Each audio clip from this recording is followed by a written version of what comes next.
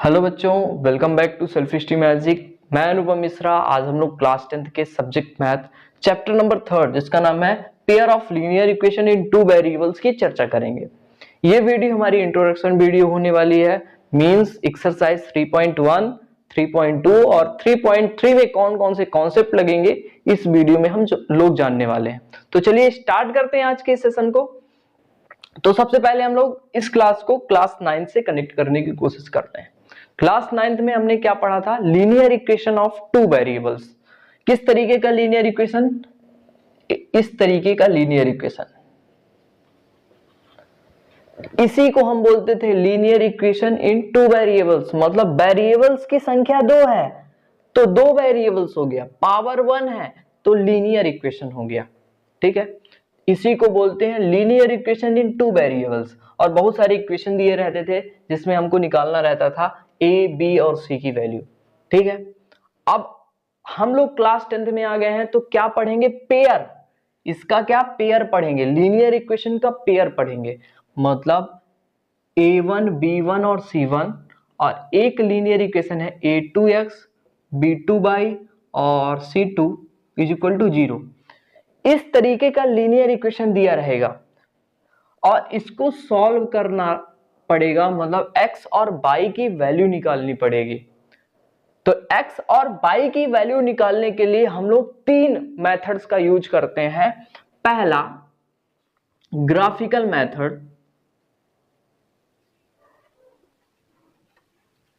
दूसरा substitution method,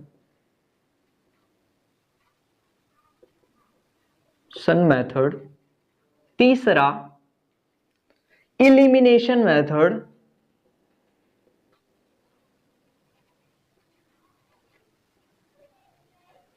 बारी बारी से इन तीनों के बारे में हम लोग बात करेंगे कि ग्राफिकल मेथड्स होते क्या हैं, सब्स्टिट्यूशन मेथड क्या होता है और एलिमिनेशन मेथड क्या होता है। तो चलिए देखते हैं ग्राफिकल मेथड क्या होता है। ग्राफिकल मेथड जैसा कि नाम से ही स्पष्ट हो रहा होगा कि ग्राफ के माध्यम से इसका हम लोग सॉल्यूशन निकालेंगे। तो सबसे पहले हम लोग लीनियर इक्वेशन का स्टैंडर्ड फॉर्म लिखते हैं। तो कैसे होता है standard form? a1x plus b1y plus c1 is equal to 0। और एक पेयर के फॉर्म में अगर ले तो एक और इक्वेशन निकल के आएगा a2x plus b2y plus c2 is equal to 0। इस तरीके का लीनियर इक्वेशन हो 2 तो हम लोग ग्राफिकल मेथड से इसको सॉल्व करते हैं। तो सबसे पहले हम इसको जब कंपैरिजन करेंगे तो कुछ कंडीशन निकल के आएगी।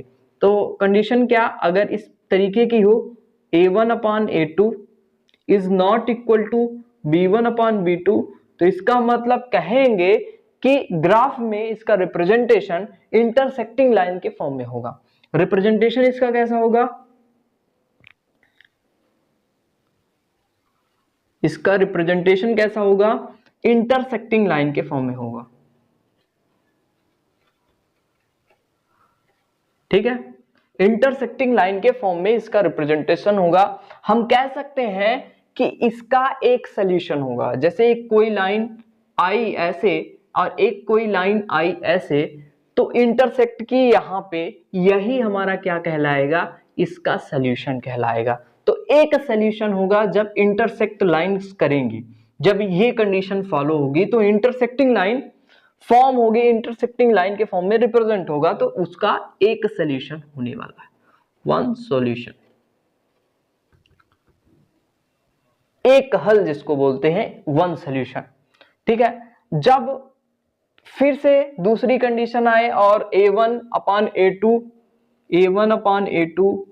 Is equal to b1 upon b2 is equal to c1 upon c2 इस फॉर्म में दिए रहे। मतलब सभी वैल्यूज बराबर हो, सभी वैल्यूज बराबर हो तो सर को इंसिडेंट लाइन फॉर्म होगी।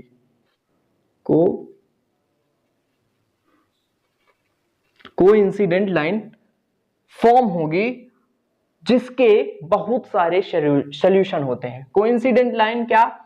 एक के ऊपर एक, मतलब एक के ऊपर दूसरी रेखा आ जाए उसी को कोइंसिडेंट लाइन बोलते हैं। इसके बहुत सारे मैनी सॉल्यूशन निकलते हैं। ठीक है, एक कंडीशन और होती है जिसमें a1/a2 is equal to b1/b2 is not equal to c1/c2। इसमें तीसरा इक्वल नहीं होता है इन दोनों के, तो यहां पे पैरेलल लाइन फॉर्म होगी, पैरेलल लाइन फॉर्म होती है, तो इसके कोई भी सॉल्यूशन, नो सॉल्यूशन निकलते हैं।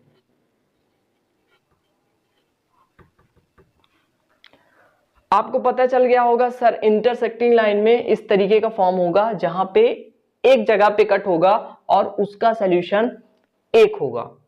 कोइंसिडेंट लाइन, एक के ऊपर एक लाइन होती है जिसके बहुत सारे पॉइंट्स मिलते हैं और बहुत सारे सॉल्यूशन होते हैं। सर पैरेलल लाइन कहीं पे भी न कट करती है न टच करती है, इसलिए इसके कोई भी सॉल्यूशन नहीं होने वाले हैं। इन तीनों कंडीशन को ध्यान में रखिएगा, ये ऑब्जेक्टिव टाइप क्वेश्चन में मिल सकता है आपको। ठीक है, इंटरसेक्टिंग लाइन कब फॉर्म होती है सर, a1/a2 इक्वल नहीं होता b1/b2 के, जिसके एक सॉल्यूशन होते हैं। सर अगर सभी बराबर हो कोइंसिडेंस लाइन बनती है और जिसके बहुत सारे सॉल्यूशंस होते हैं। सर तीसरा जब इक्वल नहीं होता तब पैरेलल लाइंस फॉर्म होती है और जिसके कोई भी सॉल्यूशन नहीं बनते हैं। ठीक है, अब हम लोग देखते हैं एक क्वेश्चन ग्राफिकल रिप्रेजेंटेशन से सॉल्व करने का तरीका कैसा होता है, कैसे हम ग्राफिकल रिप्रेजेंटेशन के माध्यम से सॉल्व करते हैं किसी भी क्वेश्चन को। हालांकि हमारे पास ग्राफ नहीं है, लेकिन तब भी क्वेश्चन को कैसे करेंगे ये हम लोग देखेंगे। अब हम लीनियर इक्वेशन लेते हैं x + 3y = 6 और एक और लेते हैं 2x - 3y = 12। ये दो लीनियर इक्वेशन लेते हैं, इसको इक्वेशन फर्स्ट डालते हैं, इसको इक्वेशन सेकंड डालते हैं और इसको ग्राफिकल मेथड से कैसे सॉल्व करेंगे ये देखिए। इक्वेशन फ्रॉम इक्वेशन फर्स्ट से हम लोग देखते हैं। इक्वेशन फर्स्ट तो हम लोग सबसे पहले ये वाला ऐसे ही बना लेंगे इस तरीके का,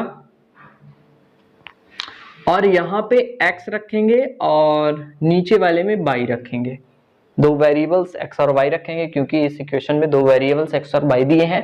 और सबसे पहले हम लोग y की वैल्यू 0 पुट करेंगे तो x की वैल्यू निकल के आएगी क्या, यहाँ पे जब y की वैल्यू 0 रखेंगे इक्वेशन फर्स्ट में तो x की वैल्यू निकल के आएगी 3y 0 हो जाएगा = 6। तो x की वैल्यू क्या निकल के आएगी 6। ठीक है, x की वैल्यू 0 रखेंगे, क्या x की वैल्यू 0 रखेंगे तो y की वैल्यू क्या आने वाली है सर, x के स्थान पे 0 आ जाएगा और y के स्थान पे 3y = 6 आ जाएगा। 3y = 6 मतलब y की वैल्यू 3 2 जा 6, y की वैल्यू क्या निकल के आएगी 2 निकल के आएगी।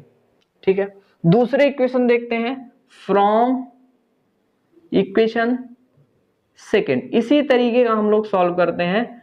यहां पे रखते हैं x और यहां पे रखते हैं y, और सबसे पहले हम लोग y की वैल्यू 0 रखते हैं। y की वैल्यू 0 रखेंगे तो यहाँ पे देखिए क्या निकल के आएगा 3y 0 हो जाएगा इक्वेशन सेकंड में, तो 2x = 12 आएगा, मतलब x की वैल्यू 12/2 आएगी। तो ये हमारा x की वैल्यू 6 निकल के आएगी। x की वैल्यू क्या निकल के आई 6 निकल के आई।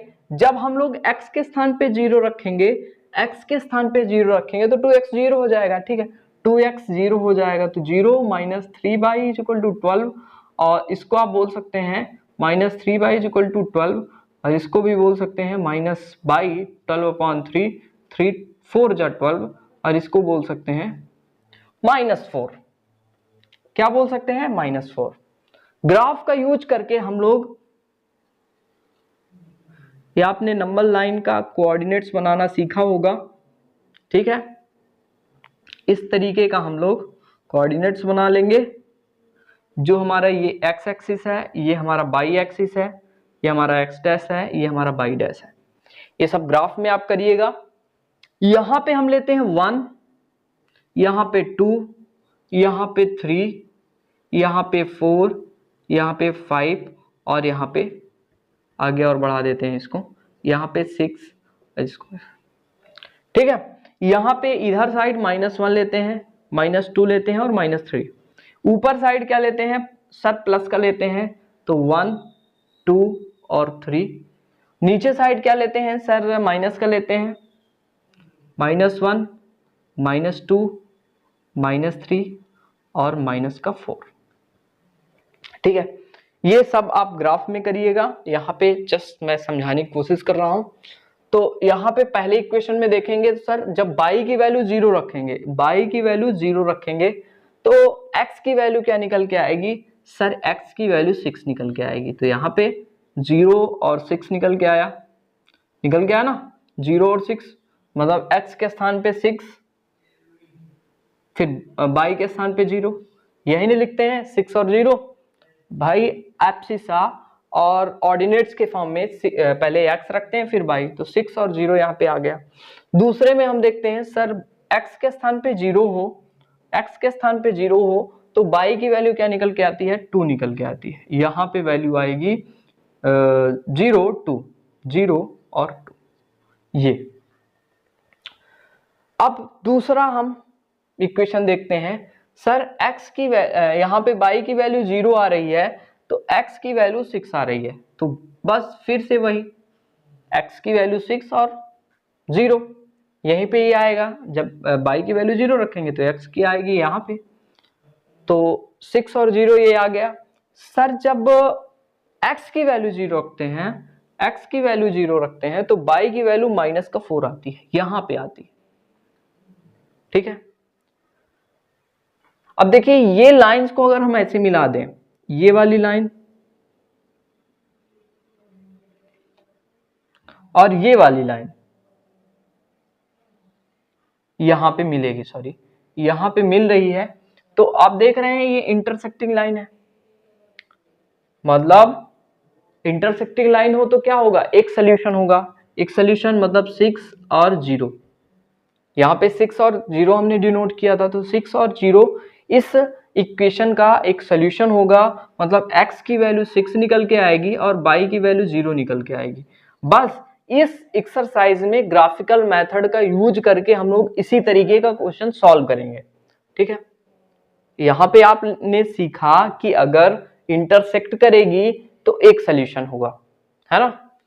ऐसे ही x के स्थान पे x रखेंगे, x के स्थान पे एक बार 0, y के स्थान पे 0 एक बार वैल्यू रखेंगे तो x की वैल्यू कुछ निकल के आएगी, एक बार x के स्थान पे 0 रखेंगे तो y की वैल्यू निकल के आएगी। ऐसे ही इक्वेशन सेकंड में भी y के स्थान पे कुछ वैल्यू रखेंगे तो x की कुछ वैल्यू निकल के आएगी, और x के स्थान पे कुछ वैल्यू रखेंगे तो y की वैल्यू निकल के आएगी। तो यहाँ पे देखिए ग्राफ का यूज करके हमने ये बनाया, और जहां पे x की वैल्यू 6 और y की वैल्यू 0 निकल के आई। शायद ग्राफ में और बढ़िया तरीके से समझ में आएगा, है ना। ग्राफ का यूज करके आप करिएगा तो आपको अच्छे से समझ में आएगा। बस तरीका ये है, मेथड ये है, इसी तरीके का यूज करके हम लोग इस एक्सरसाइज में क्वेश्चन को सॉल्व करने वाले हैं। चलिए आप देखते हैं सब्स्टिट्यूशन मेथड से इस क्वेश्चन को कैसे सॉल्व करेंगे। पुराना वाला ही लीनियर इक्वेशन ले रहे हैं और सब्स्टिट्यूशन मेथड का उसमें यूज करेंगे। तो सबसे पहले हम इक्वेशन फर्स्ट लेते हैं, from equation first. From equation first से देखते हैं sir x plus 3y is equal to 6 है, तो आप x एक स्थान पे और दूसरा वेरिएबल हम लोग दूसरे साइड में भेजते हैं, मतलब x इज इक्वल टू क्या हो जाएगा, 6 माइनस 3y हो जाएगा। यहां पे x की वैल्यू निकल के आ गई। ठीक है, अब इस वैल्यू को हम लोग इक्वेशन सेकंड में सब्स्टिट्यूट करेंगे। Substitute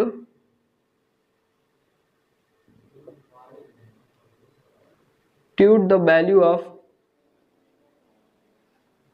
x in equation second. Equation second में सब्स्टिट्यूट करेंगे x की वैल्यू, तो यहां पे रखेंगे तो क्या आएगा सर, x के स्थान पे बस हमको ये पुट कर देना है, 6 माइनस 3y, x के स्थान पे हमको ये पुट कर देना, minus 3y is equal to 12 लिखा ही है। यहाँ पे हम लोग ने क्या पुट किया, x की वैल्यू, बस अंदर इंटू होगा 2 का तो क्या आएगा, 2 इंटू 6 तो क्या हो जाएगा 12, और अंदर होगा 3 के साथ इंटू, तो 3 2 जा 6, वैल्यू 6y निकल के आएगी। और यहाँ पे देखिए 3y ये निकल के आया और ये 12 हो गया, है ना। यहाँ पे जब आप सॉल्व करेंगे तो 12 ये 6 और 3 9 हो जाएगा। माइनस माइनस प्लस होता है, तो 6/, माइनस 3/, क्या हो जाएगा 9/, 9/, हो गया। यहां पे देखेंगे हमारा ये जो 12 है उधर जाएगा तो माइनस का 12 हो जाएगा, तो -9/, इज इक्वल टू 12 माइनस 12, ये हमारा 0 हो जाएगा। 9/, ये हो जाएगा, तो बाई की वैल्यू यहाँ पे 0 ही निकल के आएगी, 0/9, 0 ही।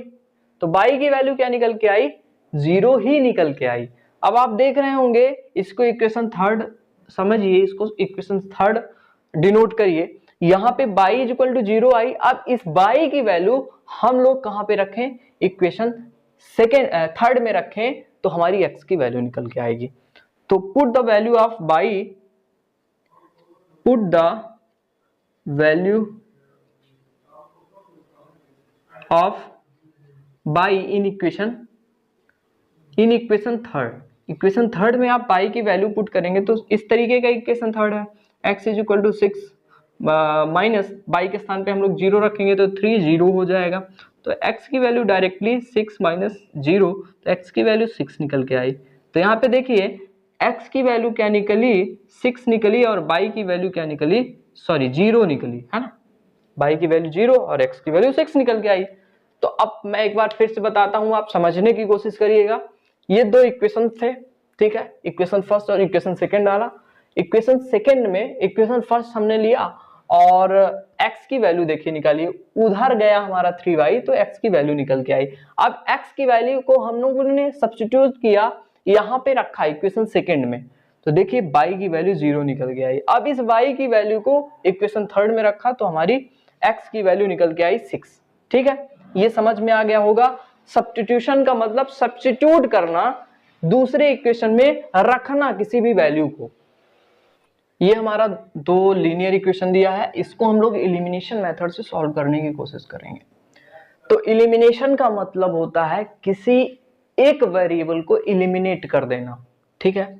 एलिमिनेट कैसे करेंगे, किसी का इनटू करके वेरिएबल की संख्या सेम बना के हम लोग एलिमिनेट करने की कोशिश करेंगे। तो यहाँ पे देखिए 2x है, हम x को एलिमिनेट करने की कोशिश करते हैं।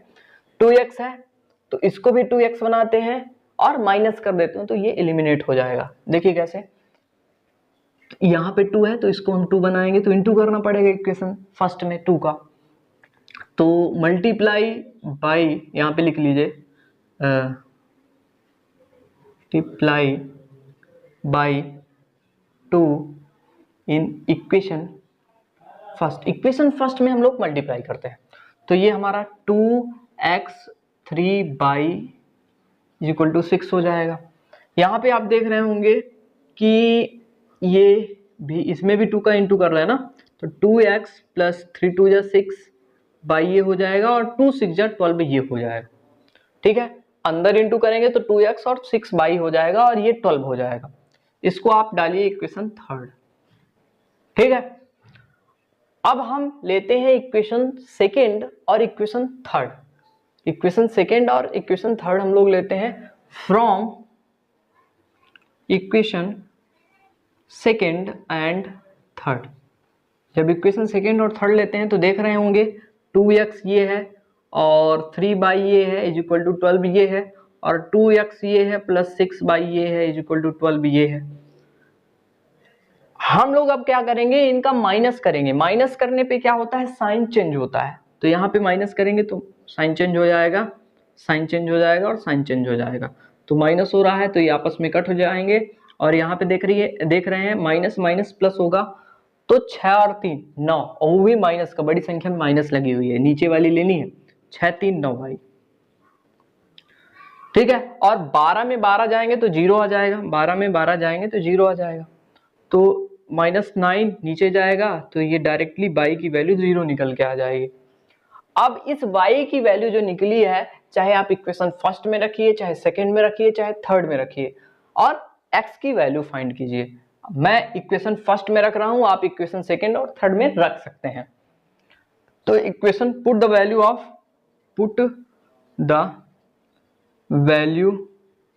Of y in equation first में हम लोग y की वैल्यू रखते हैं। तो यहाँ पे फर्स्ट वाले में रखेंगे तो सर x दिख रहा है और 3 बाई दिख रहा है तो बाई के स्थान पे 0 हम लोग रखेंगे और 6 दिख रहा है।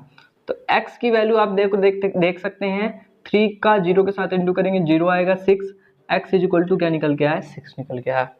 तो यहाँ पे आसानी से हम लोगों ने x की वैल्यू 0 निकाली और y की वैल्यू 6 निकाली बाई एलिमिनेशन मेथड।